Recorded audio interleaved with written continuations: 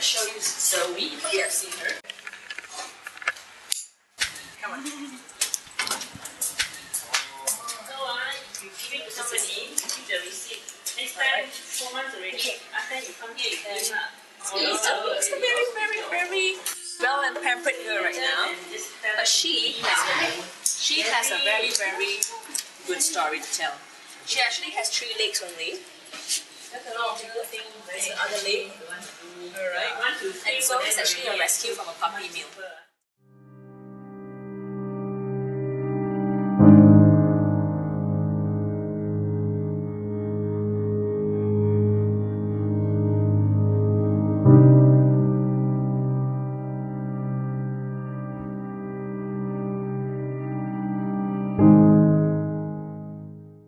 Well, the thing is that when it comes to animal cruelty, there are actually many different takes on it.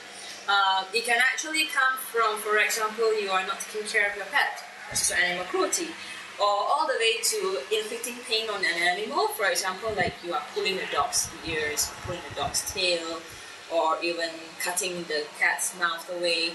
So this, sadly to say, if you're talking about that kind of cruelty regarding injuring an animal, then our number of cases here are not that severe compared to, for example, neglecting an animal, abandoning an animal. That one you can see anywhere pretty much. This is our cat, resident cat now. Her name is Missy, and she was actually abandoned at a pet shop. And what happened was she actually had a very bad injury on her left hind leg here. As you can see, the hair is not so even. She's quite sensitive here. Then you see all the flesh here, all the muscle. She had a lot of muscle loss, and the flesh wasn't very healthy either. We suspected she probably gave birth after the shock of being bitten, but she was still nursing the kittens then. Then we had to treat her with antibiotics because the bone was exposed. In the first place, they would love to have a beautiful cat, for example. It takes a lot of grooming and combing out the hair and everything, and when the cat becomes not maintained, they abandon the cat because the cat no longer looks beautiful to them. So I think this is also animal cruelty. Other instances is, for example, they might just bring the animal when it's too late to the vet. So they come when they're only in dire desperation. They don't come for preventive medicine. They don't come to vaccinate the animals. They only come when the animal is almost dying, and then there's not much we vets can do about the problem. So that's also animal cruelty because you're negligent upon your pet. And she was also a very strong-willed cat. So there were almost times where we were thinking about putting her down because the wound was so bad and it took so long. But she had this fighting spirit, so we kept her alive. And today, yeah, she can walk. She can walk about. She's quite good.